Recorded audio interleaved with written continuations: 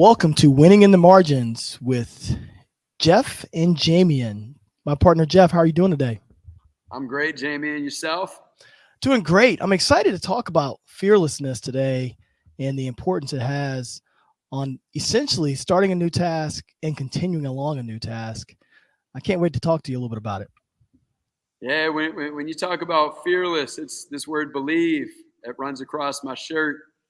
Fearless, if you believe in the fear, it's hard to go anywhere. If you believe that you're meant to encourage courage, then we're going to take that step. What do you think about that? I love it. Give it to me one more time. If we're stuck in our fear and we become our fear, we're not taking that step. But when we encourage courage, that step's inevitable. That's good. Over the last few months, I've really tried to dive into the word courage more. Yeah, courage. It's one of those words we learn when we're really young, and then we almost forget it. Every childhood story that we listen to that's told us is about someone being courageous. And then as we get older, we sort of move completely away from that word. And I'm not sure why, but I think it's a great word that resonates with everyone. Yeah. No, courage is fearless. Fearless isn't an absence of fear. It's in spite of, we're going to take that step. And so when we try to be fearless without understanding what fearless means, thinking, hey, brave, it doesn't have anything to do with an environment that's scary. We get lost in what fearless is. And so, before we came on, you were holding your little man. You asked how old my daughter was. Told you she was 14, and it is the greatest, I guess, component that I hope she walks away with is that she's courageous. And so we're always just looking to encourage courage. Then, set her up in environments where she has to fight. When you establish that fighting is okay in a way that's impactful, not punching somebody in the face, but that spirit fight, that fight that allows you to become yourself, it takes a great deal of courage. And so we're always trying to foster that. Yeah. I think the learning how to fight for yourself and to fight for what you believe in, that's a lifelong journey. Yeah. I mean, there's so many times in life where you are fighting for yourself. You think about the rebellious teenager. They're fighting for themselves. They're fighting for their way of life. They're fighting for how they think. And then you get into your mid-20s or early 30s, and you recognize the world is so much bigger, and you start to assimilate into how a lot of people are thinking. And a lot of times, that's not fighting for what you believe in. It's almost going against that rebellious teenager. So it's just this journey of a lifetime is so interesting because we go in and out of courage, fearlessness. We go in and out of these. And I think it's about realizing what stage you're in when you're there and constantly having a chance to change your direction. Yeah. You mentioned when you're younger, and I think when you're younger, you know who you are. And so things are just taken from you at that time, from moms and dads, grandparents, cousins, brothers and sisters that might be older than you. We're getting all of their experiences that pour into our heart and mind. And if we're pouring in something that we've become because we learned it from someone rather than lived through it, it's a scary place to be. And fearless is, we define it as we are brave. Our hope towers over our fear, willing to attempt anything in front of anyone. And that has to be in a pure state. And so who am I? Well, when mom and dad's talking to me about the neighbors that they're weird or they're awkward or we're not going to hang out with them or this color or that color, and we start to get it muddy, you take it from your little man's eyes sitting next to you, and unless you're teaching him about the people to his left and right or what he's about to walk into and what he needs to be careful of, well, that's what has the ability to take away our courage. If I'm only teaching my daughter that she's courageous and I'm only teaching my daughter that she's a champion, well, I don't care I don't care what the academic level is of the people around her, what the race is, what the size is, what the abilities are or aren't. She's just supposed to be respectful of them and herself, and whatever is put in front of her, chase it with all your heart. And anything that I'm putting in besides, you're a champion and you were meant to have courage for who you are and what you believe in, I'm simply helping retract from all that courage she has the ability to have.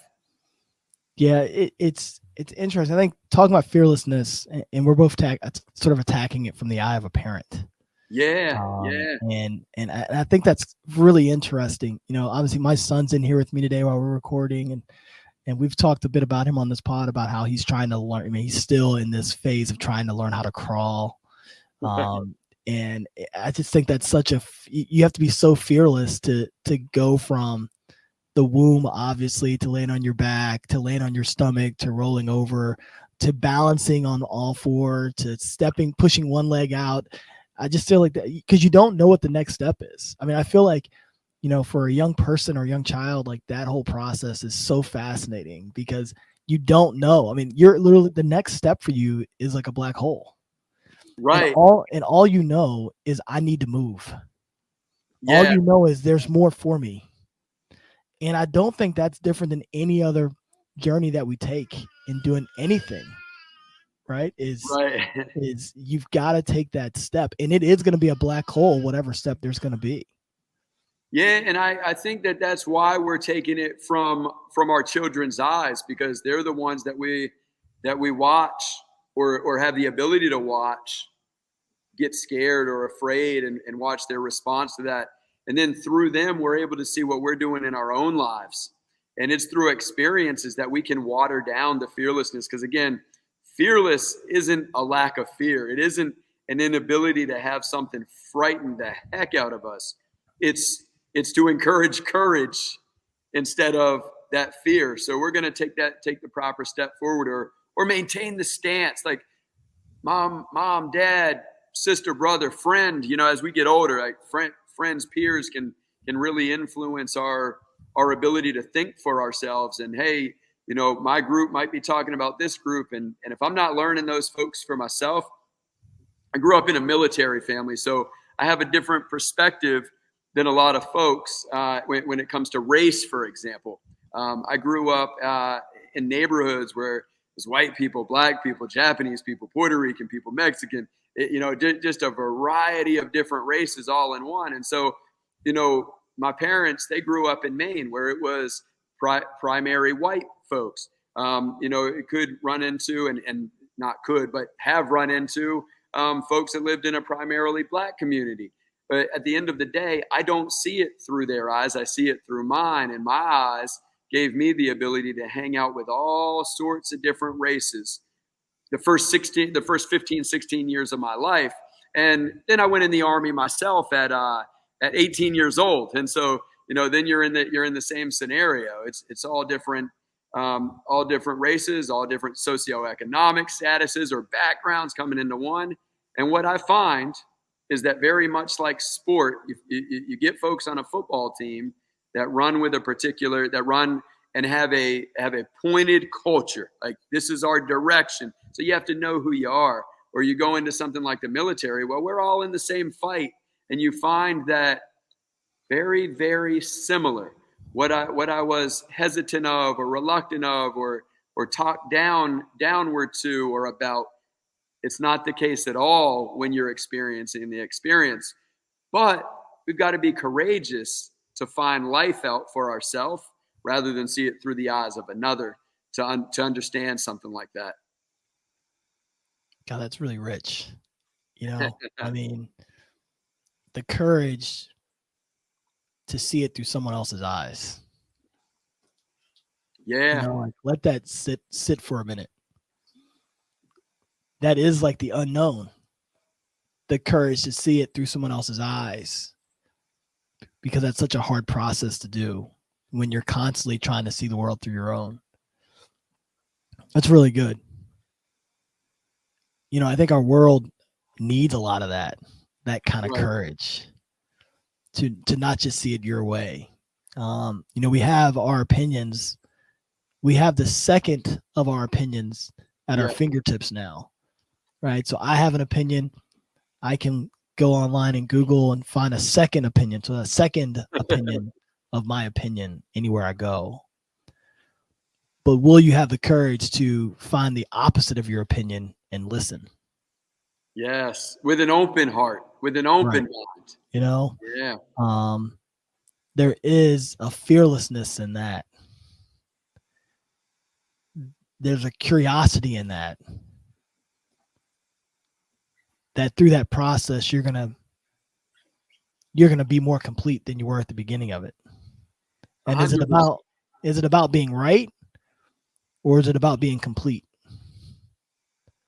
And I think if you're defining right as complete, it's about being right, and you can't be right if you're only looking for one Yeah. path. Like if I'm opposed to being in conversation about why I'm saying this is right and someone else is saying this is wrong, and vice versa, and where it has to be a pure conversation, because if someone just has a stance and there's no, you can tell the minute you're done, it's just firing back the same scenario that was presented. But if we're listening, my goodness, is that courageous based on the world we live in.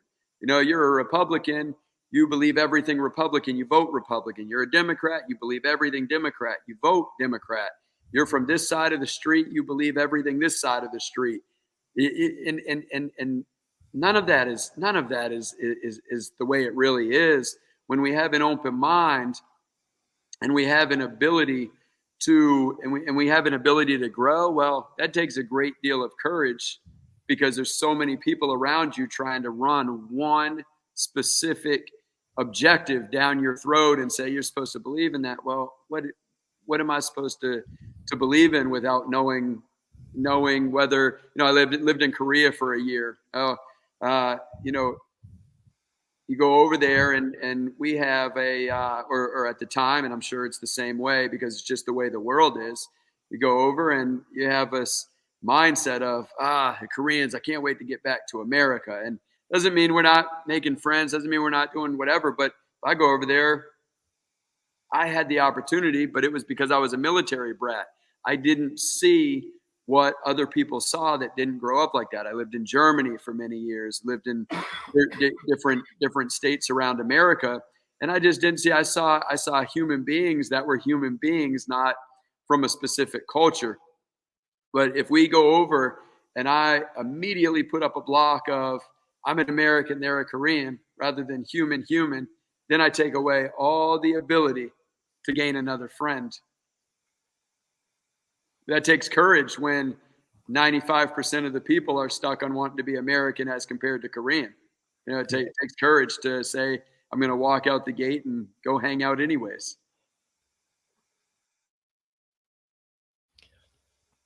I think it takes a lot of courage to be in that sort of situation over and over again, and to constantly have to reaffirm your identity with a new group of people, because you can't reaffirm your identity with a new group of people unless you're being observant about what's most important to them.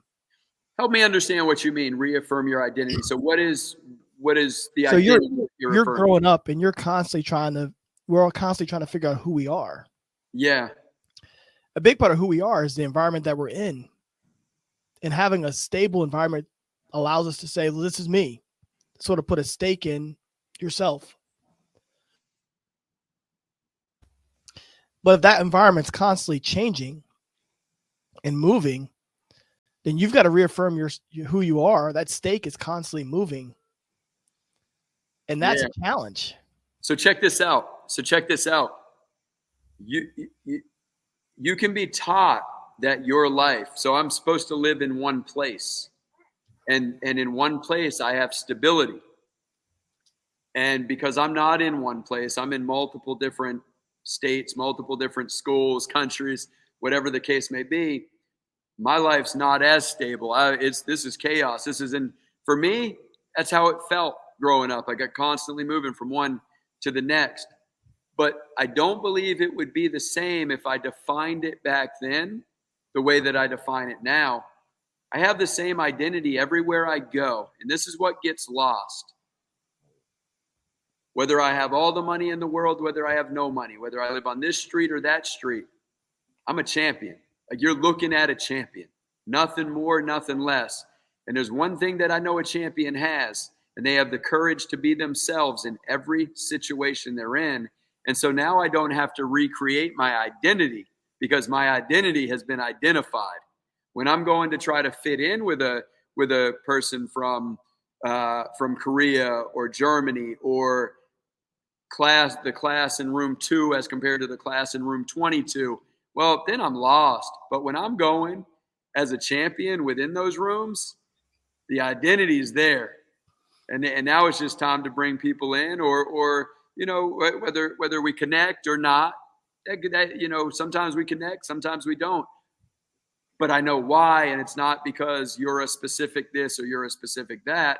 It's because I know my mission in life. I know that I matter. I know that you matter, and we matter better together if we can flow. But at the end of the day, if your mission's different than mine, or my mission is specifically to provide an experience for you that when you and I leave here today, you believe nothing less than a champion exists within. Well, if I walk into a room where you're trying to crush that, say the teacher's belittling people, the coach belittling people, rather than, taking that play they had, providing an adjustment to help them, let them know, if it's effort, let's up the effort.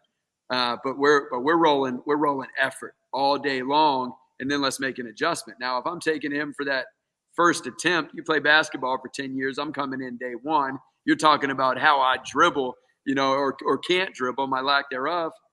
Sure, you and I are going to have a little confrontation if we don't say, hey, first attempt, man, we're going to get somewhere. If you don't believe first attempt and you just believe goofball, or you believe can't play ball, well, sure, we might not fit. But at the end of the day, I know my identity no matter where I am, because I identify myself as nothing more, nothing less than a champion. I identify you that way as well.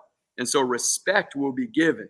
Servanthood and uplifting, it is a must.